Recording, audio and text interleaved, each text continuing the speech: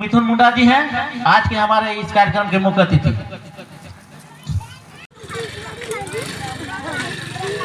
माला बना हुआ है, इस माला पहना के उनको सब परिवार को स्वागत करने का काम करें। कमेटी के सदस्यगण सब परिवार को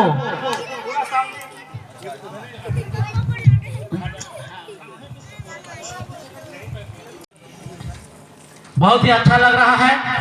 आज हमारे समाज के बेटा आज डीएसपी बन के हमारे बीच में उपस्थित है, ये गौरव की बात है।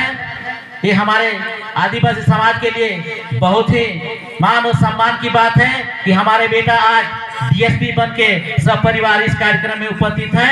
कमेटी इसके लिए शुक्रगुजार है, उनको तहे दिल से स्वागत करती है।